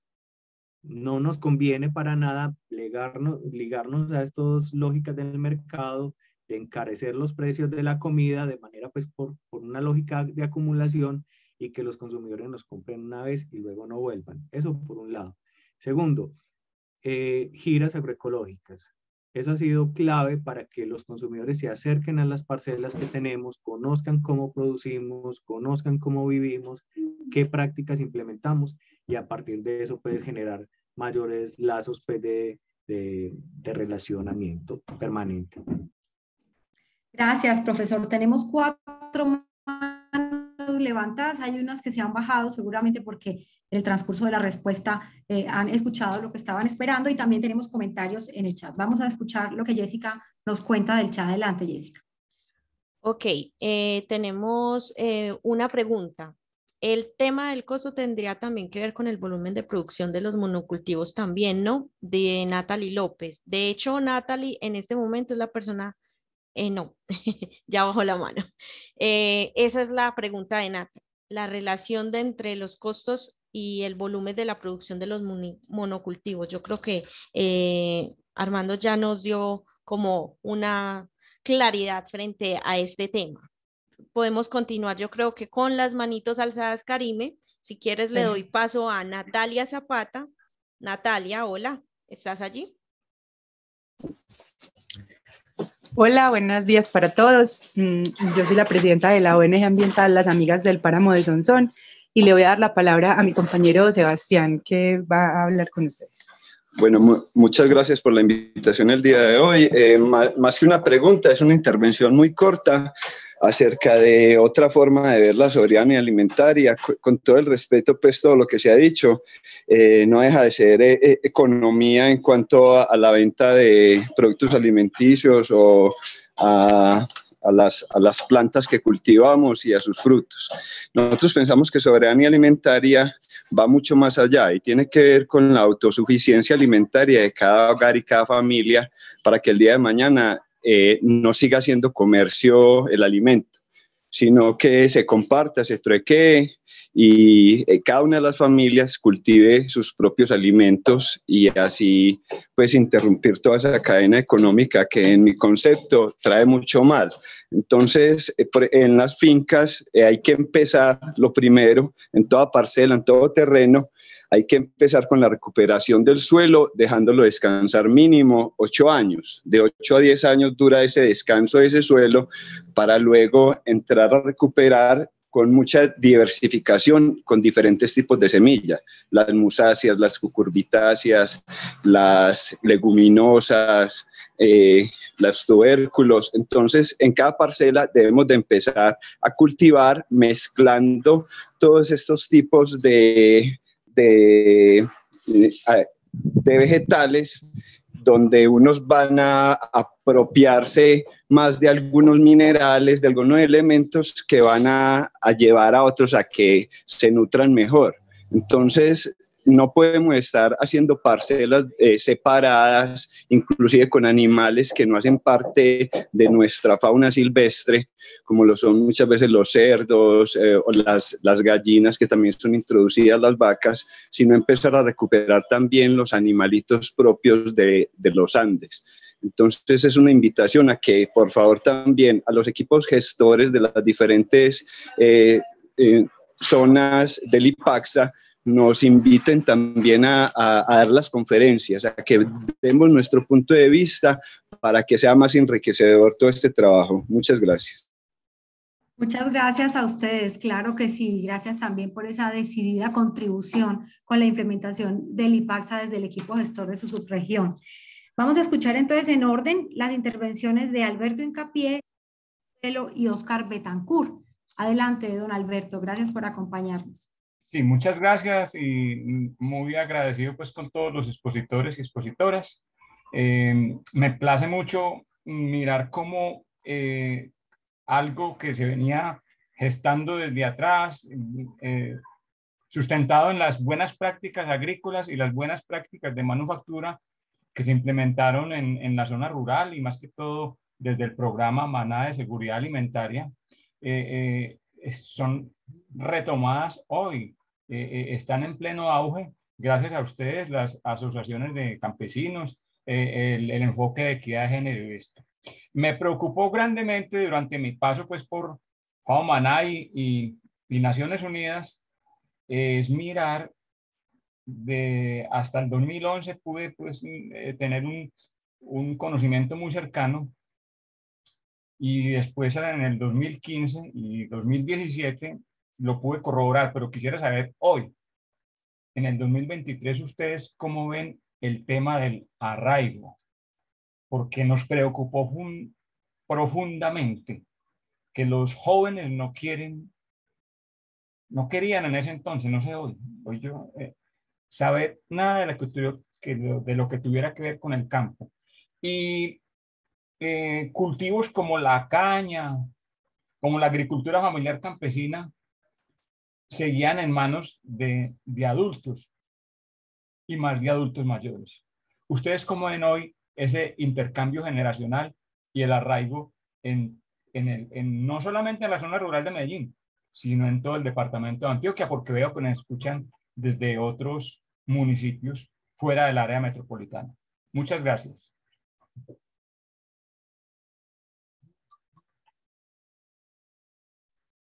Gracias a usted, don Alberto. Continuamos con la intervención de Lina Agudelo. Lina. Hola, muy buenos días. ¿Me escuchan? Primero que es que tengo problemas de sonido. Confirmo. Sí, claro, te escuchamos. Bueno, primero felicitarles a los tres intervinientes. Me fascinó todo lo que hacen. Y mi pregunta está enfocada alguien tocó el tema de las políticas públicas en este tema y creo que va muy enfocada a ese asunto. ¿Qué conocen o cómo han logrado lo que han logrado, cierto? ¿Qué incentivos han tenido? ¿Qué acompañamiento han tenido a nivel estatal?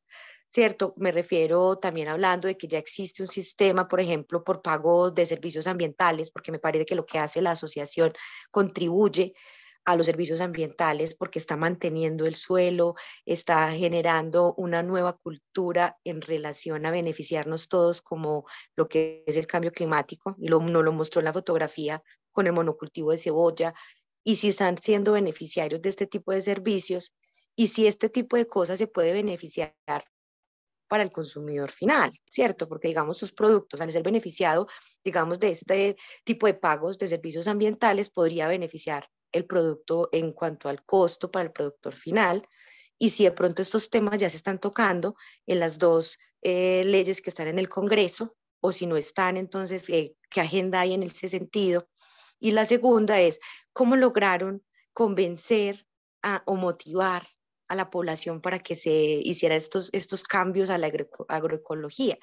Porque digamos que es uno de los factores más difíciles, sobre todo también teniendo en cuenta lo que dijo el profesor anterior, porque hay un desfase generacional. Realmente en el campo o trabajar en estas áreas también en lo cotidiano se está recargando sobre las mujeres, y aparte de eso los jóvenes ya no están participando en estas labores de campo, porque es un trabajo muy duro y lo sabemos, ¿cierto? Entonces es cómo motivar y qué incentivos han tenido, y también cómo lograron motivar para lograr lo que han logrado en relación de participación ciudadana. Lina, muchas gracias. Si les parece, vamos a la pregunta de Oscar Betancourt para que los profesores procedan a responder. ¿Sí? Por favor. Adelante, Oscar. Bueno, muchas gracias pues por el espacio, excelente espacio, felicitaciones al equipo. Bueno, yo más bien una inquietud es, creo que los precios que ofrecen nuestros campesinos cuando sacan sus productos son muy competitivos y incluso no compensa el esfuerzo a veces que hacen para venir a la parte urbana a vender sus productos. Y el valor de un producto, pues no es un asunto caprichoso, es el resultado, ¿cierto? Es un resultado de unas variables que se consideran.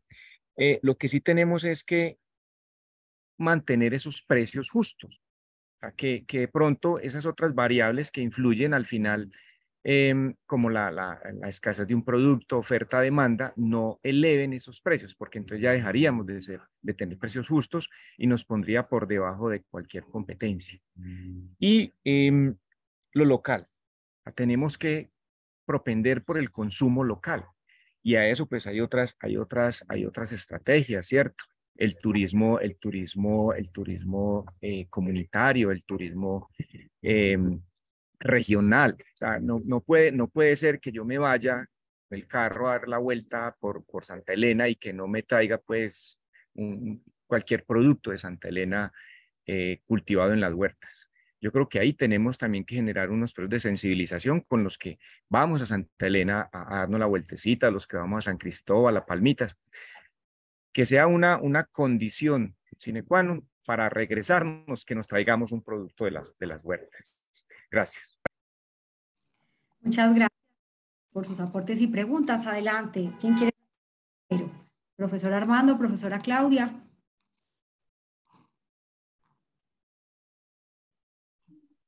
Bueno, mientras Claudia se anima, yo me atrevería a decir que del 2011 a hoy el tema del arraigo se ha visto más agudizado el problema, y esto lo voy a pegar con el tema de políticas públicas, porque digamos, el campo cada vez, y el campo de la pequeña economía campesina cada vez ha sido más invisibilizado, y los gobiernos pasados se dedicaron a solucionar el tema del abastecimiento agroalimentario del país, como lo decía, con el tema de la importación de alimentos. Entonces yo creo que en ese sentido, ser campesino o campesina en este país, desafortunadamente, ha sido un asunto, digamos, menospreciado. Entonces yo creo que falta que se concreten políticas públicas que favorezcan la permanencia en el campo para los jóvenes y para las comunidades campesinas en general, que se favorezcan procesos de innovación tecnológica alternativas que también existen para la producción agroecológica, que se entienda de verdad este problema que estamos viviendo con el asunto del cambio climático, que cada vez las ciudades están altamente atosigadas de personas.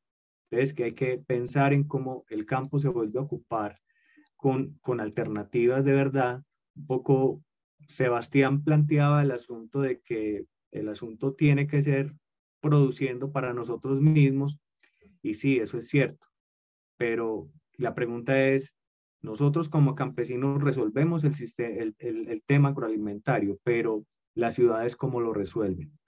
Entonces ahí la invitación es a que tenemos que coexistir desde los diferentes contextos y generar otras relaciones solidarias para que pueda permanecer la vida urbana y para que pueda permanecer la vida en el campo, y sabiendo que desde el campo somos unos generadores de servicios ambientales muy importantes para la vida en todo el planeta.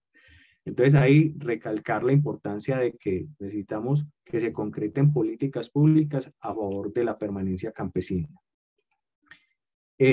Para responder en ese sentido, nosotros como asociación y Penca Sábila y otros actores de Medellín incidimos fuertemente en el 2014 en la actualización del Plan de Ordenamiento Territorial de Medellín, logrando que allí quedara una figura de distrito rural campesino por toda esta preocupación que se ha dado en el asunto de no conservar la permanencia de la vocación campesina en los territorios que son 5 corregimientos, que son el 70% del territorio municipal y que, digamos, es gran generador de alimentos y que no ha contado con condiciones de blindar ese territorio campesino a esas lógicas de la expansión urbana, y que, digamos, ahí nosotros con la figura de distrito rural campesino lo que pretendíamos en ese momento, lo que pretendemos es que se generen esas condiciones de protección.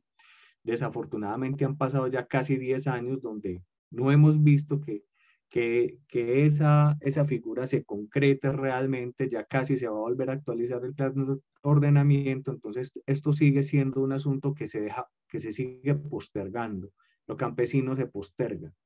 Afortunadamente, pues esta semana en el Congreso fue aprobado el proyecto de ley de reconocimiento de los derechos campesinos y eso ya es un avance.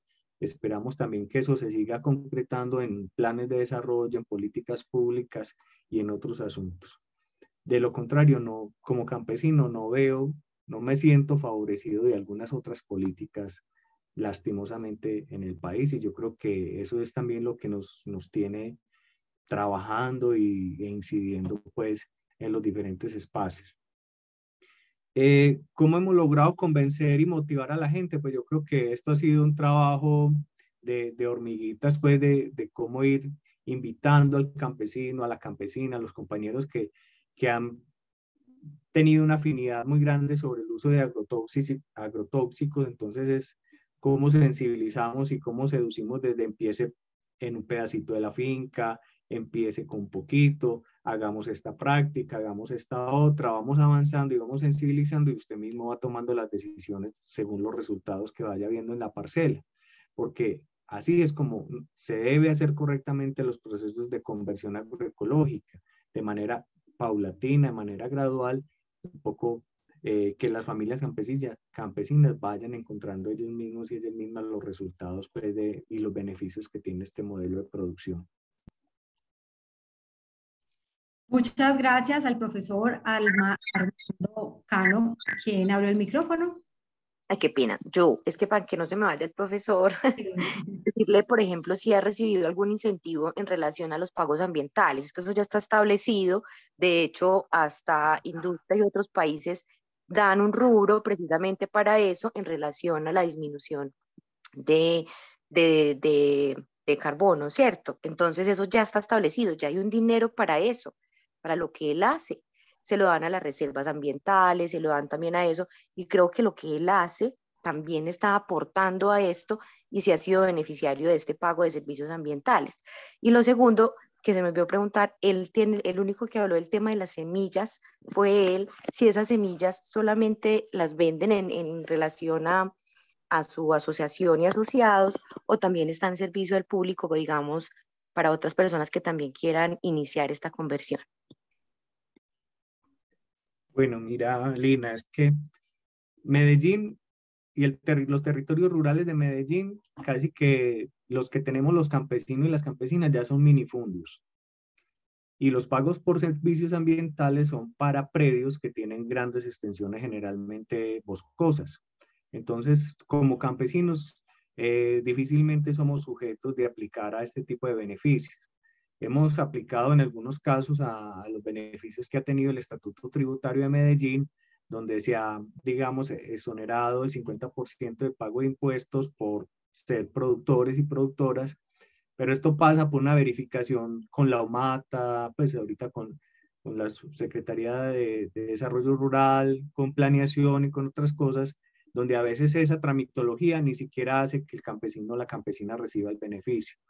Entonces nosotros, en la cuota de altura del corregimiento, de los corregimientos de Medellín, los campesinos estamos en una franja intermedia, ocupando parcelas que van desde los 500, 1000, 2000, 3000, 4000 metros cuadrados, y hacia arriba la montaña donde están el Cerro del Padre Amaya, el Cerro de las Baldías, las zonas ya altas, generalmente incluso han sido territorios que han sido pues de una familia o pocas familias y que incluso se los han ido vendiendo al municipio de Medellín para el tema de la protección ambiental, como es la Reserva del Moral aquí en San Cristóbal. Entonces aquí no se ha visto reflejada, al menos en Medellín, esa política del pago de servicios ambientales. Y sí, nosotros con el tema de semillas hacemos intercambio entre nosotros, pero también estamos abiertos a hacer procesos de intercambio, de comercialización de nuestras semillas con otras personas. Muchas gracias, profesor Armando. Por favor, ayúdenos a mejorar diligenciando voluntaria y anónimamente el formulario de evaluación que se encuentra ya en el chat de este evento. Jessica va a hacernos un comentario y luego escuchamos a la profesora para terminar la sesión de hoy. Muchas gracias a todos. Adelante, Jessica. Ok, Cari, muchísimas gracias. Tenemos aquí a Jaime Arturo Ortiz desde el chat. Él dice, me gustaría saber si todas las experiencias pueden ser replicadas y si están permitidas las giras con grupos de trabajos que tenemos en los municipios. Esa es la pregunta. También tenemos muchos mensajes de felicitaciones y agradecimientos para nuestros expositores. El tema en la mayoría de nuestros asistentes ha sido de gran importancia y gran interés. Entonces, quisiéramos saber quién de nuestros expositores quiere aportar a esta pregunta. Recuerden, me gustaría saber si todas estas experiencias pueden ser replicadas y si están permitidas las giras de los grupos de trabajo que tenemos en los municipios. Jessica, vamos a darle la palabra a la profesora Claudia, que tiene la manito levantada para responder también las anteriores. Por favor, adelante, profesora.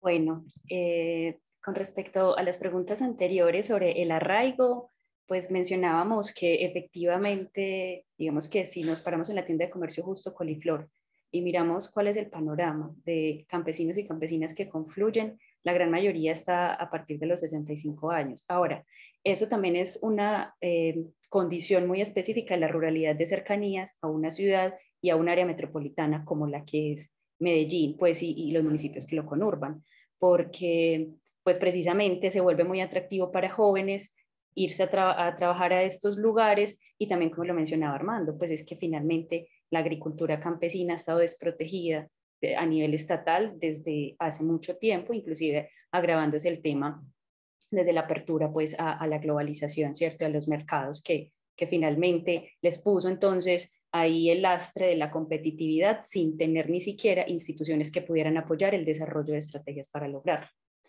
Eso por un lado. Y por el otro, en cuanto a las políticas públicas, ha sido muy complejo porque el panorama, digamos que si pensamos Barbosa, Copacabana, Girardota, no tienen políticas públicas de desarrollo rural. Lo único que tienen es el Consejo Municipal de Desarrollo Rural, ¿cierto? El acuerdo donde lo conforman, pero no está desarrollada ninguna política. Medellín incluso la tenía desactualizada. En creo que este año se pretendía actualizarla, pero fíjense en lo que sucedió. Por ejemplo, desde la corporación se acompañó un proceso de mesas campesinas agropecuarias, 7 mesas que se instalaron en los corregimientos de Medellín. En un proceso participativo se realizó una propuesta de política pública para la ruralidad, se puso entonces en el consejo, pero se dio un concepto negativo de esa política. Ni siquiera la tenían actualizada. Entonces también es como como cuál es la posibilidad que hay para intercambiar entonces conocimientos, experiencias y apuestas. A veces desde lo estatal encontramos como barreras, como frenos burocráticos para lograr entonces articular los procesos que suceden en la realidad, en la cotidianidad de las personas, como con una estructura un poco lenta del Estado como tal, ¿cierto? De estas instituciones públicas que no responden entonces a esas dinámicas de los territorios. Por ese lado. Y en cuanto a la última pregunta, claro, tanto me imagino que acá Armando responderá, pues están abiertas las puertas también en Coliflor para conocer las experiencias. Sí, ya lo puse también en el chat, como la posibilidad de que nos escriban para, obviamente, pues se debe hacer una solicitud. Bueno, ya les explicaremos todo el mecanismo. Bueno, nuevamente gracias a todos por su interés y aportes en este importante tema de la seguridad y soberanía alimentaria. Por el tiempo debemos terminar por hoy, pero seguramente nos volveremos a encontrar para hablar de este interesante tema. Ya pueden encontrar el video de las sesiones pasadas en el canal de YouTube del seminario, @seminario transdisciplinario en YouTube. Nos vemos en 2 semanas, el jueves 29 de junio, en una nueva sesión a la misma hora. Esta conferencia es parte del Seminario Transdisciplinario de Salud Ambiental y Cambio Climático este año en el marco de la implementación del Plan de Adaptación al Cambio Climático desde Salud Ambiental para Antioquia y PACSA, convenio entre la Secretaría Seccional de Salud y Protección Social de Antioquia y la Facultad Nacional de Salud Pública de la Universidad de Antioquia. Unidos. Gobernación de Antioquia.